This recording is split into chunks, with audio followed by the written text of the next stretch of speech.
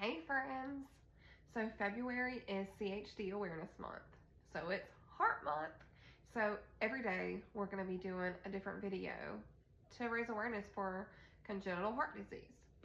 Day one is going to be diagnosis. So my little one, he is 7 now, so he's not actually little.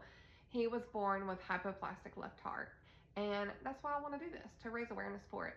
So our diagnosis, we went our 20-week anatomy scan, and I didn't even want Jonathan to go with me because I knew what they would do. They're going to tell me if it's a boy or girl, and they're going to go just scan him, right? Well, Jonathan had to work that night, so he didn't even go, and my mom went with me. So we went in, the sonographer was doing all the scans and stuff, and she kept going back to the heart, but I didn't know that at the time because I didn't know what she was looking at. Now I can tell you what a heart looks like, promise. But, or half a heart. But at the time I didn't know. So she said, I would like to put you guys in a room so that the doctor can come and talk to you. I mean, I thought that was weird. I didn't think I was going to go see a doctor, but I was like, maybe that's the routine. And I didn't know how things went. So we got put in a room and we had to wait like 45 minutes. So now looking back, I definitely was not there for an appointment. He was coming in to tell us, pretty much. So he came in and he said, our machines aren't showing good pictures of his heart. Everything else looks good. So I just need to send you to a maternal fetal medicine doctor to get better pictures of the heart. I was like, okay, no big deal.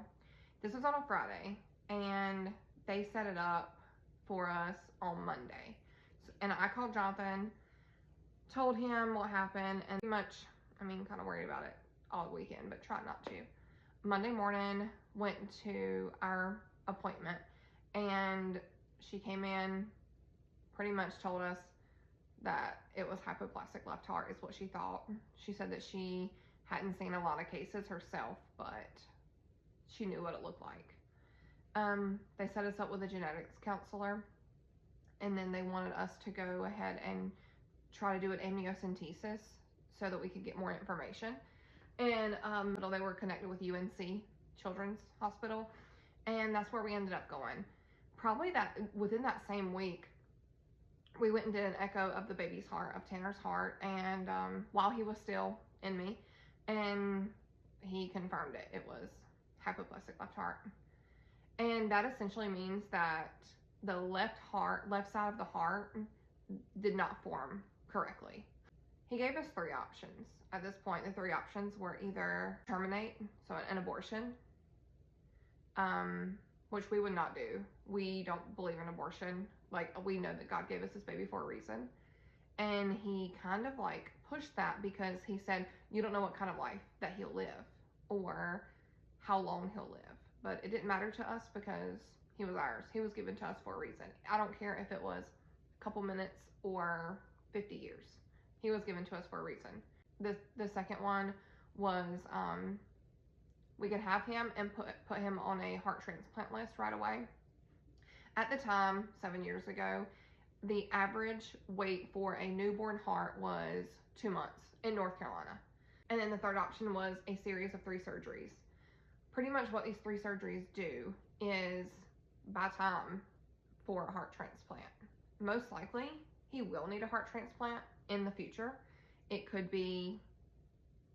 have been when he was first born, or it could be at 50 years old. We really don't know. But the oldest person living with this that I have seen or researched is around 35 to 40 years old. Obviously, I don't know all the people, and when you look it up, there's a lot of different, but it's around that age.